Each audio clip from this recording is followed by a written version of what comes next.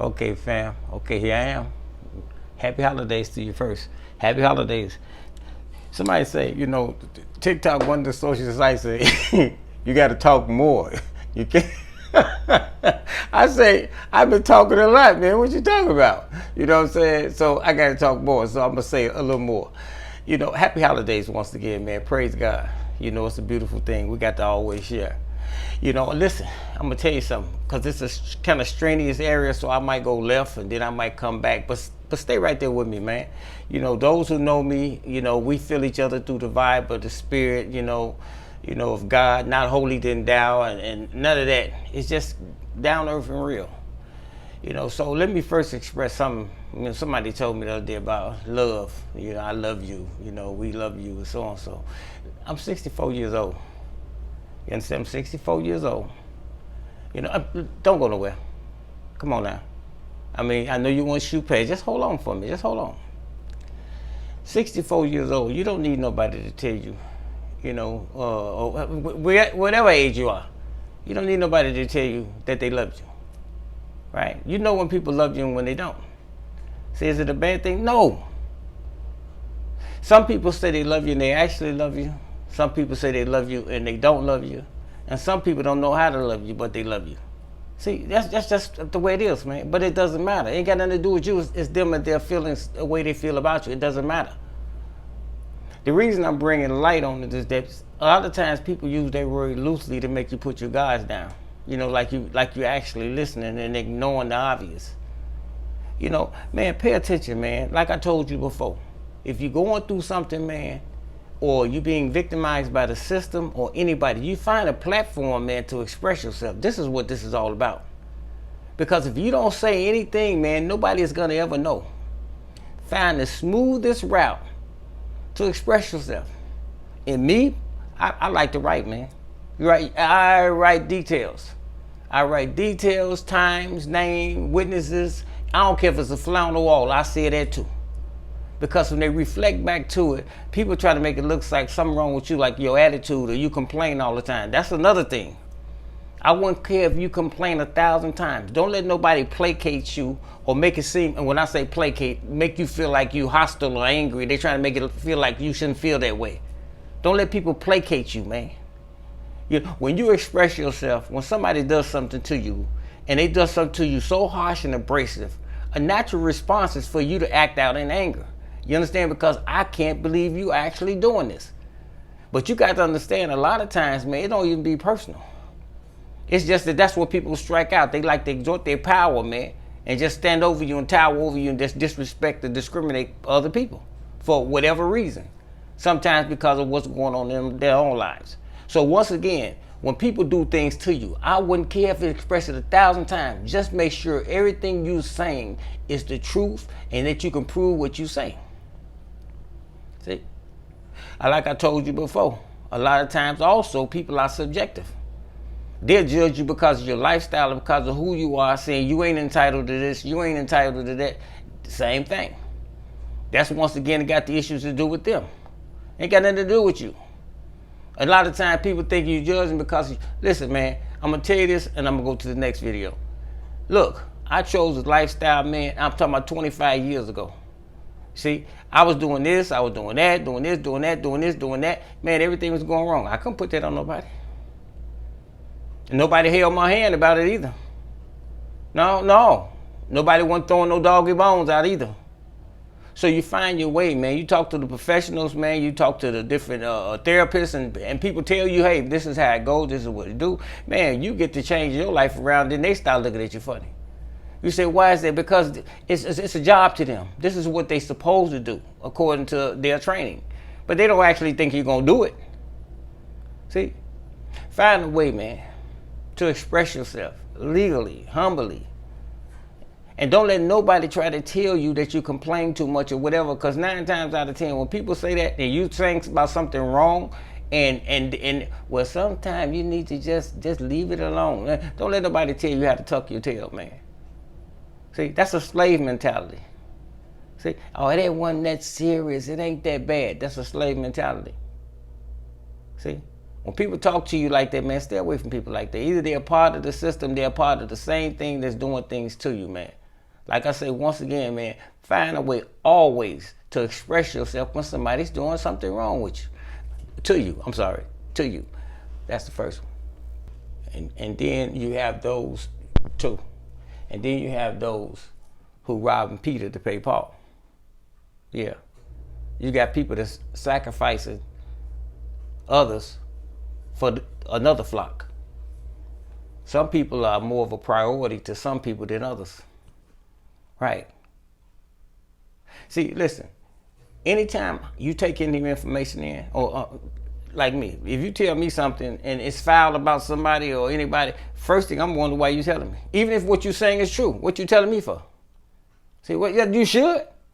Because you got to understand, when somebody says something about other people, it's to infuriate you.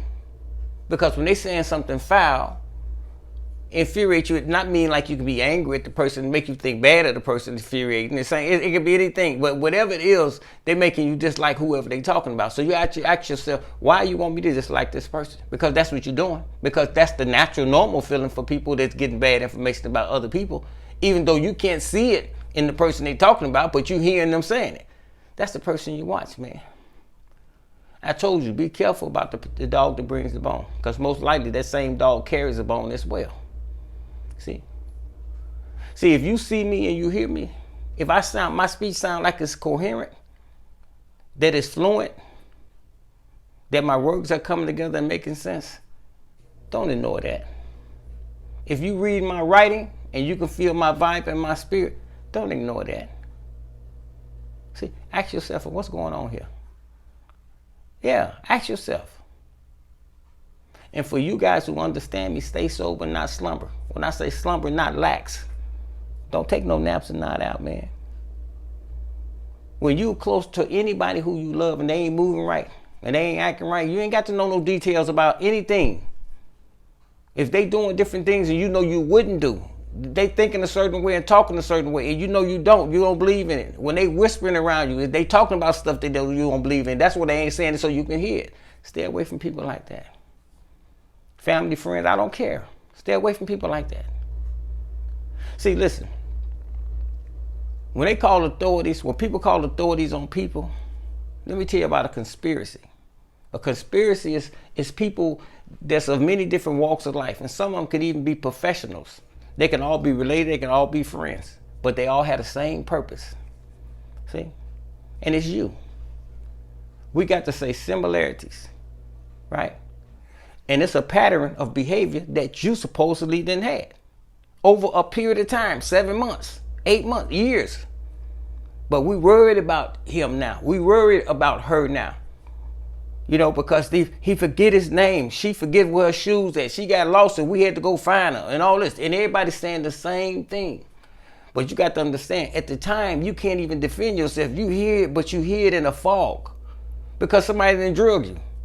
See, so when the people standing there, whether it's the police, the doctors, or who else, they're going by what these people are saying. Because these are reputable people, like what I'm trying to tell you. The culprit is never there, by the way.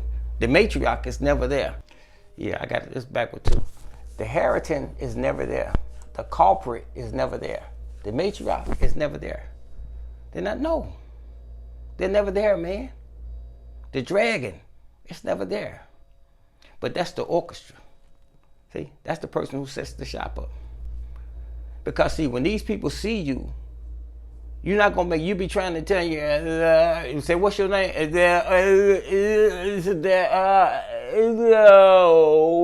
And you be trying to tell them what these people are doing, but you can't. Because you all out of it. So the people that stand there listen to you trying to talk, they don't know that you're talking like I'm talking now. Hey man, look, this is a crackhead right here. This one ain't no real doctor. This one is a gambler, play lottery all the time. And this one is this and this one is that. This is what you're trying to tell them, right? Because you the only one standing there really that's got some kind of something going on, credible. You know what I'm saying? But you can't. Well, my name. They make it seem like you've been talking like that for 7 or 8 months. You see what I'm saying? But you haven't.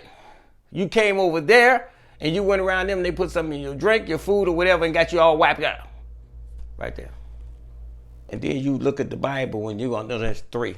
And then you think like, you know, when they say the devil comes to kill, steal, and destroy. We say these different words, man, real slick. You know what I'm saying? When we read stuff in the Bible, we read it, but we don't understand how deep this really is.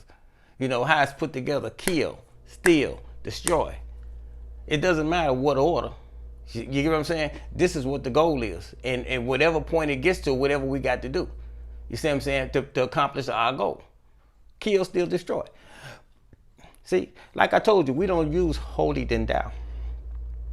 We read words for understanding. We got to be perceptive about what we're reading. And then we got to match that with our experiences in the world. And that's what we get our understanding from. We move on life and understand, especially when you start getting older. When you get to this point that you ignore your experience and you've been in the world all this time and you're ignoring everything that you done been through, especially with people, human beings, you know, how unreliable, unpredictable that people can be. You understand? Is that a bad thing? No. But that's your experience. Is it being negative? No. It's your experience. Is it being pessimistic? No. It's your experience.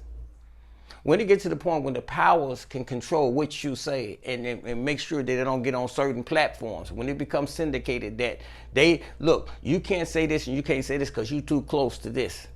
You understand? So we got to shut this down because it's killing our plan. It's killing our plot. That's why I say when you talk, you got to make sense, man. Something behind the scenes, when you're living right and you're doing right, something behind the scenes is always plotting.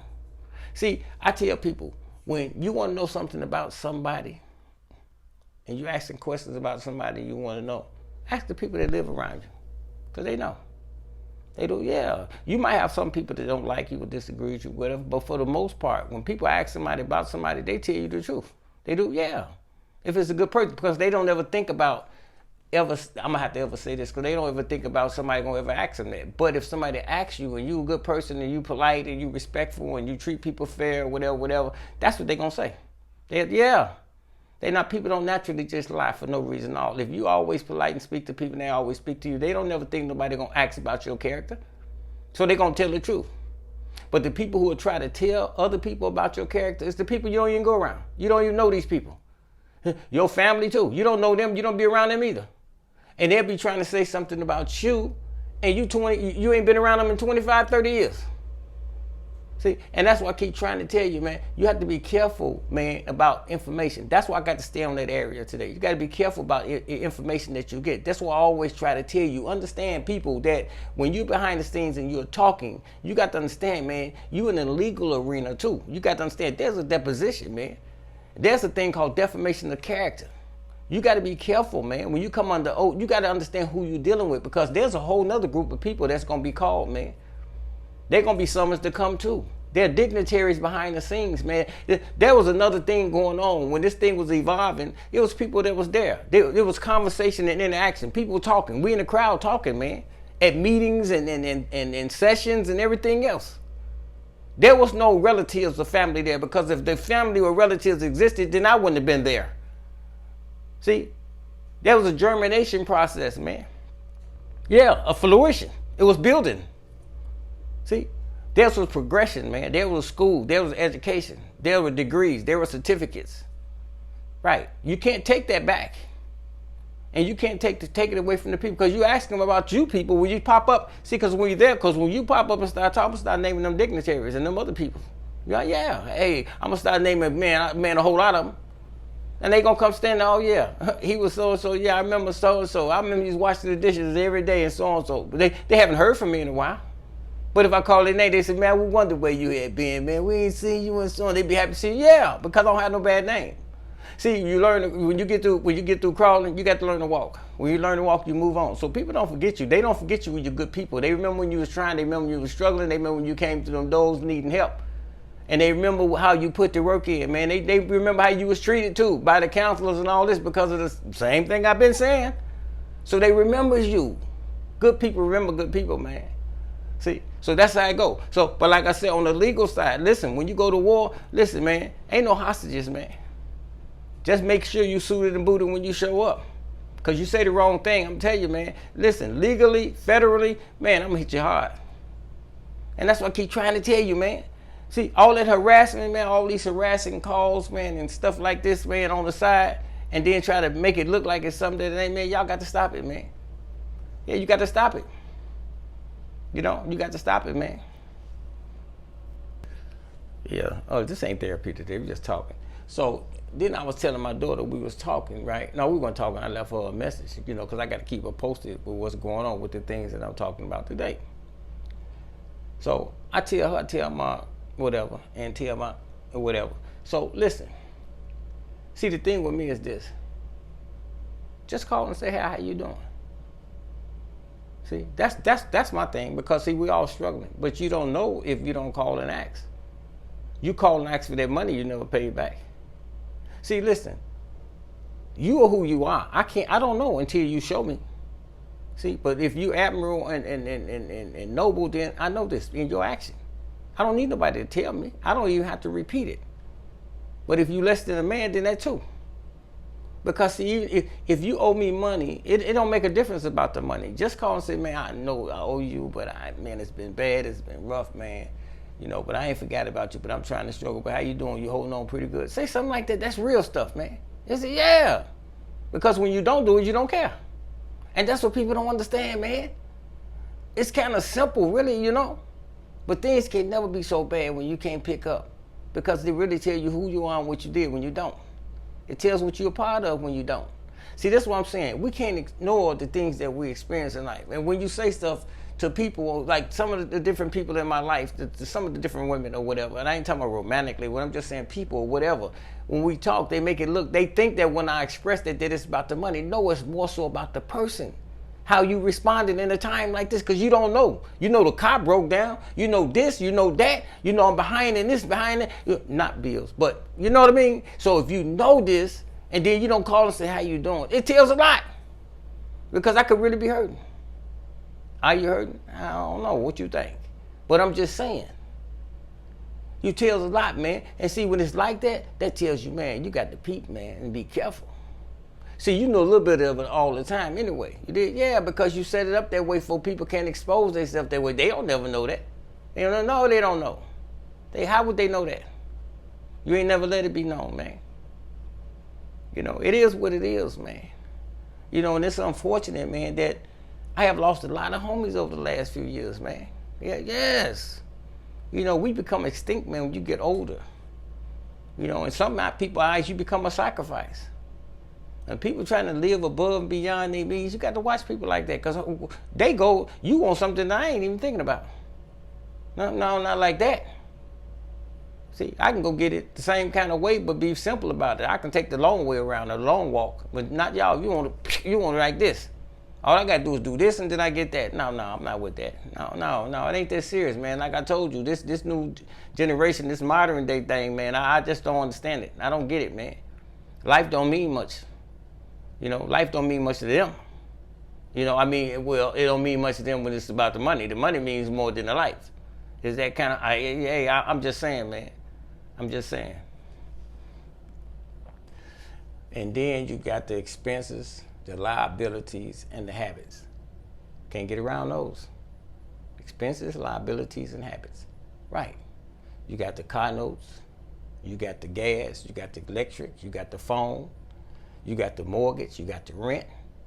If you got the kids, you got the clothing, you got the food, you got the tuition, you got the hairdos. There's a lot of things come with that. Anything wrong with that? That's life. When we build on those expenses and those liabilities, those things become personal to us because they're ours. Each one of us got our own.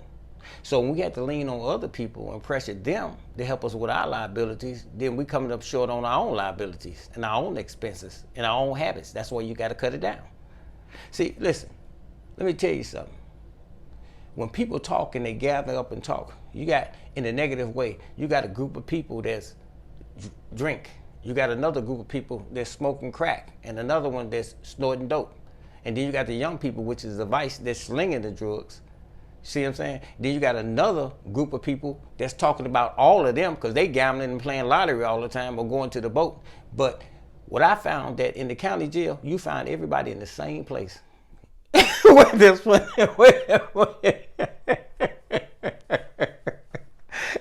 I'm not lying, man. So, hold on. I'm not trying to be, facetious, but listen, man.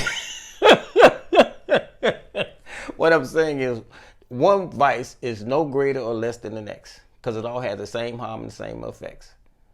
See, it does, yes, they all wind up in the same place, and one talks about the other.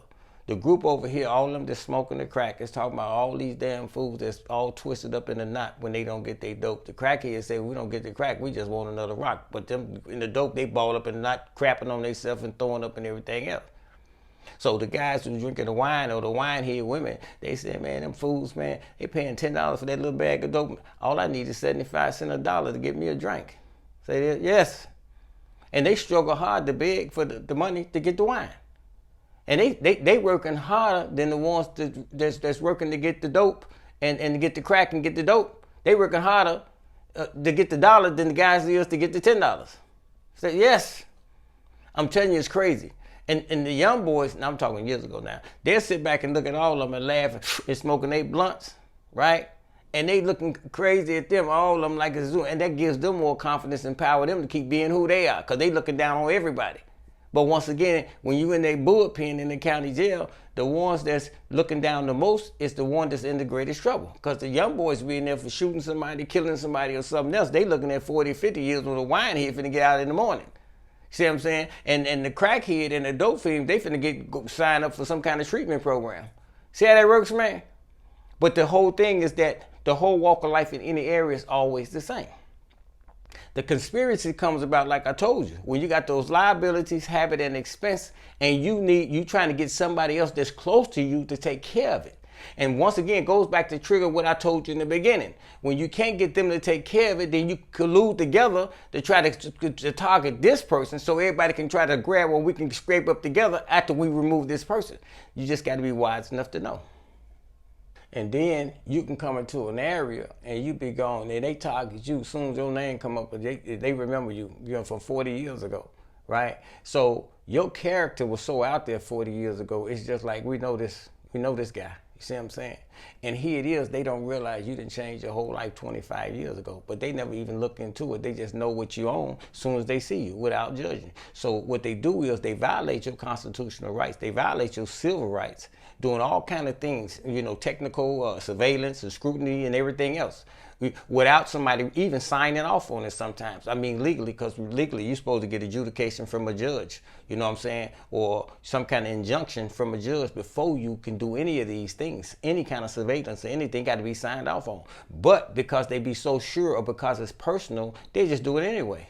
See, and that's cool. I mean, you can get away with it. I mean, when you're dealing with streets, you can. But after you build up so much, because along the way, sometimes you get overzealous, right? And you start doing things illegally because you so convinced we just got to see it. We just got to catch it because you keep telling yourself. But after you go so period of time, you go a year, you go 2 years, you done violated every right in the book. You see what I'm saying? So now you get to the point and become transparent. Now you run back and say, look, let's check this out. Look into this here for the last 25 or 30 years. Okay, so now you trace it to schools and churches and all kind of programs and everything else. You see what I'm saying? But now it's too late. Yeah, oh man, damn, right. You even feel bad because you got a conscience. You know what I'm saying? Because you realize all the illegal stuff you have done to an innocent civilian, a citizen of the United States of America. You done violate the 4th, 1st, and 14th Amendment. You done did everything across the board, man. And see, and then the thing is that you still don't bag up. Because now you don't know how to say you're sorry. If you could, you would. If it was a way to say apology, you would too. But you can't, because if you do, then it's exposing everything that you did. So we just got to try to keep this hid as much as we can. We got to frame this guy. We got to do something. You see what I'm saying? Because we did all of this now and we can't make it go away. Okay, so we got to play the stall game, because I got a cousin that's a judge. You see what I'm saying? Because by the way, usually people be in that area be like the district attorneys, the state's attorneys, some friends and some judges, some people behind the scenes, so they can stall the paperwork and drag it on to create something. You see what I'm saying? But this is where the problem comes about. The only way you can make something happen, somebody got to be somewhere. You got to be in the ballpark in order for you to make it happen. You can't do it if it ain't around.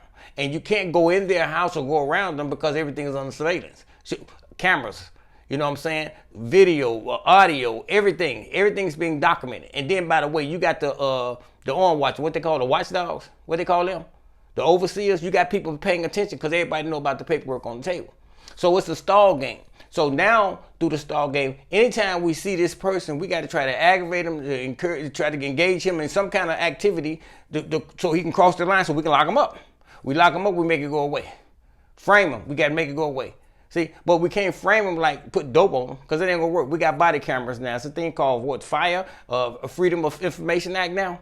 We got access to it. It's unlike years ago when the police, we got to go back what the police say. They lie so much it's pathetic. So now you can't do that today. You understand? So now it's like, well, we got to engage something, to do something real reckless because that's what it's been. When stuff reckless happen, you go, where the hell this come from? Because you very seldom go out. When you do, you become under attack. So what? How they know you? I don't know you. How you know me? You get what I'm saying? But you got to always find some way or some platform to say something.